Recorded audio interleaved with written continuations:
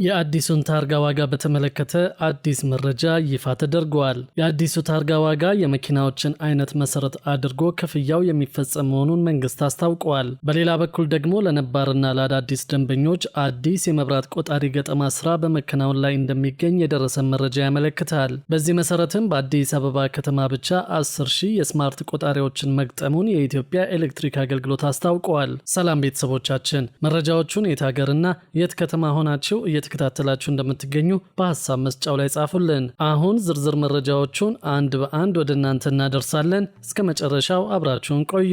ለነባርና ለአዳዲስ ደንበኞች አዲስ የመብራት ቆጣሪ ገጠማ ስራ በመከናወን ላይ እንደሚገኝ የደረሰን መረጃ ያመለክታል። በዚህም መሰረት በአዲስ አበባ ከተማ ብቻ 10,000 የስማርት ቆጣሪዎችን መግጠሙን የኢትዮጵያ ኤሌክትሪክ አገልግሎት አስታወቀ። የኢትዮጵያ ኤሌክትሪክ አገልግሎት የፕሮጀክት ፖርትፎሊዮ ማኔጅመንት የዲስትሪቢዩሽን እና አውቶሜሽን ፕሮግራም ዳይሬክተር አቶ ተስፋዬ ርጳ እንደገለጹት በአዲስ አበባ የተገጠሙት 10,000 ስማርት ቆጣሪዎች ከአገልግሎት ማዕከላት ወደ ተጠቃሚዎች እንዲሁም ደግሞ የስማርት ቆጣሪ ተጠቃሚዎችን መረጃ ወደ አገልግሎት ማዕከላት በቀላሉ ማስተላለፍ የሚያስችሉ ናቸው። በከተማዋ ከተገጠሙት 10,000 የስማርት ቆጣሪዎች በተጨማሪ በቀጣይ 15,000 የስማርት ቆጣሪዎችን ለመግጠም መታቀዱን ጠቁመው ስማርት ቆጣሪዎቹ ተቋሙ በፊት የሚጠቀምበትን ቆጣሪ አንባቢዎችን የሚያስቀርና ደንበኛው ቤት ውስጥ በሚያስቀምጠው ከቆጣሪ ጋር በሚሰጠው ዲስፕሌይ አማካኝነት የተጠቀመበትን ኪሎዋት ማወቅ እንደሚያስችለው ተገልጿል። የስማርት ቆጣሪዎች ወደ አገልግሎት በመግባታቸው ለደንበኞችም ሆነ በተቋሙ ብዙ ጥቅሞች አስገኝቷል ያሉት ዳይሬክተሩ ለደንበኞች የኃይል አጠቃቀም ሁኔታዎችን በቀላሉ በመከታተል ኃይል በአግባቡ በመጠቀምና የኃይል ብክነትን ለመቀነስ አስችለዋል ብለዋል። የስማርት ቆጣሪዎች በፊት በአገልግሎት ማዕከላትና በደንበኞች መካከል ይፈጠሩ የነበሩ የዋጋ ቅሬታዎችን መፍታታቸውን አመልክተው ቆጣሪዎቹ በሚገጠሙበት ወቅት የአጠቃቀም ማብራሪያዎች በባለሙያዎች እንደሚሰጡ እንዲሁም ወደ ጥሪ ማዕከላት በመደወል መረጃዎችንና እርዳታዎችን ማግኘት እንደሚችሉ ገልጸዋል። ዳይሬክተሩ እንዳስረዱት ከሆነ የኢትዮጵያ ኤሌክትሪክ አገልግሎት 3 አይነት የስማርት ቆጣሪዎችን ወደ አገልግሎት አስገብተዋል። የመጀመሪያው ከ24 ኪሎዋት በላይ ከፍተኛ ኃይል ለሚጠቀሙ ተገልጋዮች ሲሆን ሁለተኛው ደግሞ ከ8 ኪሎዋት እስከ 24 ኪሎዋት ለሚያገለግሉ ተጠቃሚዎች የቀረበ መሆኑን ጠቅሰዋል። ሶስተኛው ሲንግል ፌስ ከ7.5 ኪሎዋት እና ከዚያ በታች የሚጠቀሙ ደንበኞችን የሚያገለግል እንደሆነ ታውቋል። ተቋሙ በአሁኑ ጊዜ በዋናነት 2 አይነት ቆጣሪዎችን ማለትም ስማርት ሲንግል ፌዝ እና ስማርት 3 ፌዝ ቆጣሪዎችን እንደሚጠቀም አመልክተው እነዚህ ቆጣሪዎች የቅድመ ክፍያ አሰራር እንደሚከተሉ ተናግረዋል። ደንበኞች ወደ ማዕከላት በአካል ሳይሄዱ በተመረጡ ባንኮች ክፍያቸውን መፈጸም እንደሚችሉም ነው የተገለጸው። ባለ 3 ፌዝ የስማርት ቆጣሪዎች ግን በአገር አቀፍ ደረጃ እየተተገበሩ እንደሆነ ተናግረው እስካሁን 1,000 የስማርት ቆጣሪዎችን መቀየር መቻሉን አንስተዋል። በቀጣይም ይህንን ቁጥር ከፍ በማድረግ ስራዎች እየተጠናከሩ እንደሆነ ጠቁመዋል። የኢትዮጵያ ኤሌክትሪክ አገልግሎት ተቋም እስካሁን በሚያካሂዳቸው ጥናትና የልየታ ስራዎች ቆጣሪዎችን እየቀየረ ሲሆን አገልግሎት መስጠት የማይችሉ ቆጣሪዎችና በተደጋጋሚ የኃይል ስርቆት እየተካሄደባቸው ያሉ አካባቢዎች ቅድሚያ እየተሰጣቸው እንደሚገኝ ገልጸዋል። ከዚህ ጎን ለጎን የኢትዮጵያ ኤሌክትሪክ አገልግሎት ዘመናዊ የቆጣሪ ምርመራ መተግበሪያ ስራ ላይ መዋሉን አስታውቋል። በቆጣሪ ምርመራ አሰራሩ ላይ ግልጽነት፣ ተጠያቂነትና ታማኒነትን ለማምጣት የሚያስችል ዘመናዊ የሞባይል መተግበሪያ ስራ ላይ መዋል መጀመሩ ነው የተገለጸው። አገልግሎቱ እንዳለው ከሆነ አዲሱ መተግበሪያ ከፍጆታ ክፍያና ከኢነርጂ ብክነት ጋር ተያይዞ የሚፈጠሩ ችግሮችን ለመቀነስ ያለመ ሲሆን በቆጣሪ ምርመራ ወቅት ለደንበኞች ግልጽነትና ተጠያቂነትን የሚያረጋግጥ አሰራር ለመፍጠርም ይረዳል። ይህንንም የሚያከናውኑ የቆጣሪ ምርመራ ስራዎች ላይ የመረጃ አያያዝ ጥራትን የሚጨምር ሲሆን የቆጣሪ መመርመሪያ አፕሊኬሽኑ በቀላሉ ስልክ ላይ በመጫን የቆጣሪ ምርመራ መረጃዎችን ለመመዝገብ የሚያስችል መሆኑ ተነግሯል። ይህ አፕሊኬሽን ለሁሉም የቆጣሪ አይነቶች ስራ ላይ መዋል የሚያስችል ከመሆኑም በላይ በቆጣሪ ላይ የሚደረጉ ህገወጥ ተግባራትን ጨምሮ የቆጣሪ መረጃዎችን ይመዘግባል ተብሏል።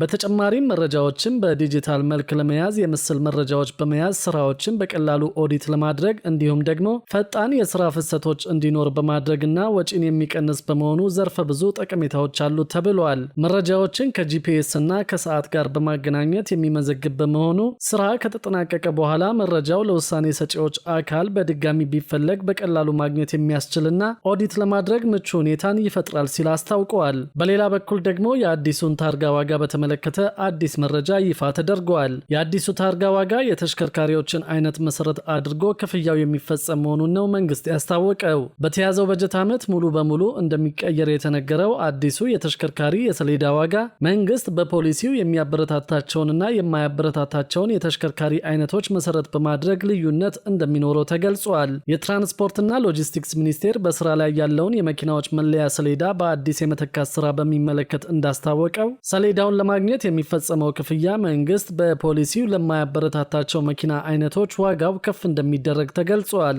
ሁሉም አሽከርካሪዎች አዲሱን ሰሌዳ ክፍያ በመፈጸም ማግኘት እንደሚችሉ የገለጹት የትራንስፖርትና ሎጂስቲክስ ሚኒስትሩ ዶክተር አለሙ ስሜ በመንግስት የትራንስፖርት ፖሊሲ እንዲገደቡ የሚፈልጉ የመኪና አይነቶች የሰሌዳ ዋጋ ከፍ እንዲል ይደረጋል ብለዋል። ለአብነትም የህዝብ ማመላለሻ መኪናዎች እንዲበረታቱ ስለሚፈለግ የሰሌዳ ዋጋው በጨመረ ቁጥር የትራንስፖርት ታሪፉም ስለሚጨምር የማምረቻ ወጪውን ብቻ የሚሸፍን እንዲከፍሉ ይደረጋል ሲሉ አስረድተዋል። ሊከፈል ይገባ የነበረውን ተጨማሪ ገንዘብም ወደ ሌሎች ተሽከርካሪዎች እንዲተላለፍ ይደረጋል ሲሉ ነው የገለጹት። ይህንንም በምሳሌ ሲያስረዱ በኤሌክትሪክ የሚሰሩ መኪናዎች በመንግስት ፖሊሲ ስለሚደገፉ የሰሌዳቸው ዋጋ ዝቅ እንደሚል ተናግረዋል። በአሁኑ ወቅት ጥቅም ላይ እየዋለ ካለው ሰሌዳ ጋር በፊደልም ሆነ በቁጥር ሙሉ በሙሉ ልዩነት ያለው መሆኑን በመግለጽ አንድ አሽከርካሪ አሁን የሚገለገልበት የሰሌዳ ቁጥር ሙሉ በሙሉ በአዲስ እንደሚቀየር አስረድተዋል። ሆኖም አንድ ሰው በሰሌዳው ላይ እንዲሰፍርለት የሚፈልገው ቁጥር ካለ ማመልከቻ በማስገባትና በመወዳደር ከመደበኛው ክፍያ ከፍ ያለ ገንዘብ በመክፈል ማግኘት እንደሚችልም ተናግረዋል። የሰሌዳ ዋናው ዓላማ ተሽከርካሪውን መለየት በመሆኑ ግለሰቦች ስማቸውን ወይም ደግሞ ሌሎች ምልክቶች እንዲጨመሩላቸው ከፈለጉ ለመንግስት ተጨማሪ ክፍያ በመፈጸም የሚስተናገዱበት መንገድ መዘጋጀቱን የተናገሩት አዲሱ ሰሌዳ ምን ያህል ገንዘብ እንዳስወጣና ለመንግስት የሚከፈለው የአገልግሎት ክፍያ ምን ያህል ነው ተብሎ ለቀረበላቸው ጥያቄ በሰጡት ምላሽ በአሁኑ ወቅት መግለጽ እንደማይችሉ ተናግረው አሁን የገዛንበትን ወጪ ነው የምናውቀው፣ የምናሰራጭበት የትራንስፖርት የሰራተኛና የአገልግሎት ክፍያ እየተሰራ በመሆኑ ይህን ያህል ነው ብሎ ለመግለጽ ያዳግታል ሲሉ ተናግረዋል። አዲሱን ሰሌዳ የመተካት ስራ በመጪዎቹ ቀናት ውስጥ እንደሚጀመር የመጀመሪያዎቹ 50,000 ሰሌዳዎች ተመርተው ወደ ሀገር ውስጥ መግባታቸውን፣ ነገር ግን የሲስተም ስራው ገና በመሆኑ ይህንን የሚሰሩ ድርጅቶች በመወዳደር ላይ መሆናቸው ሚኒስትሩ ገልጸዋል። ሆኖም በ2018 ዓ.ም የሁሉም መኪናዎች ሰሌዳ በአዲስ የመቀየር ስራ እንደሚጠናቀቅ፣ ይህንን ለማድረግም ከምርት አኳያ ችግር አለመኖሩን የገለጹት አዲሱ የተሽከርካሪ መለያ ሰሌዳ ቁጥር ከኢትዮጵያ ዓለም አቀፍ መለያ ኮድ በተጨማሪ የኢትዮጵያ ካርታ፣ ጦርና ጋሻ ወይም የአድዋ ድል ምልክት በአንጸባራቂ መብራት በመታገዝ መስፈሩን፣ ነገር ግን የኢትዮጵያ ሰንደቅ ዓላማ አለመካተቱን ተናግረዋል። ይህም የሆነው በሀገራዊ ምክክር አጀንዳ የሰንደቅ ዓላማ ጉዳይ በመነሳቱ ነው ሲሉ ተናግረዋል። በብሔራዊ ምክክር አሁን ያለው ሰንደቅ ዓላማ ቅርጽና መልኩ ቢቀየር ጊዜያዊ ሰሌዳ ሊሆን ነው። ስለዚህ 1.2 ሚሊዮን ሰሌዳ አምርተን በነጋታው በምክክሩ ምክንያት ሌላ ውጤት ቢመጣ ሊቀየር ይችላል ብለን በማሰባችን እንዲቀር ተደርጓል ሲሉ ተናግረዋል። በአሁኑ ወቅት ጥቅም ላይ እየዋለ የሚገኘውን ሰሌዳ መቀየር ያስፈለገበትን ምክንያት ያብራሩት ሚኒስትሩ ሀገሪቱ ተቀብላ ያጸደቀቻቸውን ዓለም አቀፍ ስምምነቶች ያካተተ ስላልሆነ በትራንስፖርት ዘርፍ አሁን ለደረስንበትና ለወደፊት በእቅድ ከተያዙ ለውጦች ጋር አብሮ የሚሄድ ስላልሆነ ሀብትና ጊዜን የሚያባክንና ለሙስና እንዲሁም ለመልካም አስተዳደር ችግር የተጋለጠ በመሆኑ ነው ብለዋል። በሌላኛው መረጃችን ደግሞ ከሰሞኑ በርካታ የባንክ አካውንቶችን ያገደው መንግስት አሁን ደግሞ ትኩረቱን ቤቶችን በመውረስ ላይ ማድረጉን ያገኘነው መረጃ ያሳያል። በዚህ መሰረት በርካታ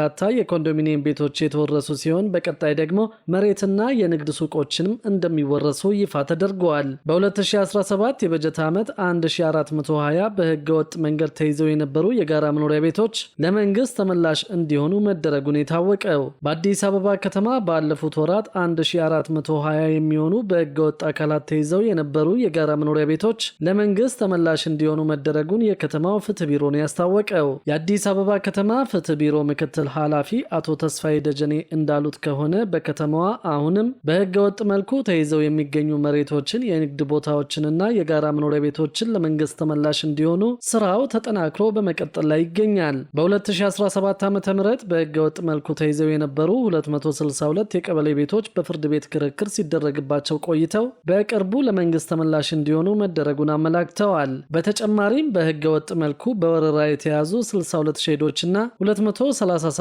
ሄክታር መሬት ማስመለስ መቻሉም ነው የተገለጸው። አሁንም በተለያዩ አካባቢዎች በህገ ወጥ መልኩ ተይዘው የሚገኙ የጋራ መኖሪያ ቤቶች መኖራቸውን በማንሳትም በቀጣይ ቤቶቹን ለመንግስት ተመላሽ የማድረጉ ስራ እንደሚቀጥል አስታውቀዋል። የከተማው ፍትህ ቢሮ ባለፉት ወራት የተለያዩ የክስ መዝገቦችን በማሸነፍ በገንዘብ ወደ 4.1 ቢሊዮን ብር ለመንግስት ገቢ እንዲሁም ማድረጉን ገልጸዋል። ከሰሞኑ በህገ ወጥ የውጭ ምንዛሪ የወንጀል ተግባር ላይ የተሰማሩ 138 ተጠርጣሪዎች የባንክ ሂሳብ ታግዷል ሲል የፋይናንስ ደህንነት አገልግሎት ማስታወቁ ይታወሳል።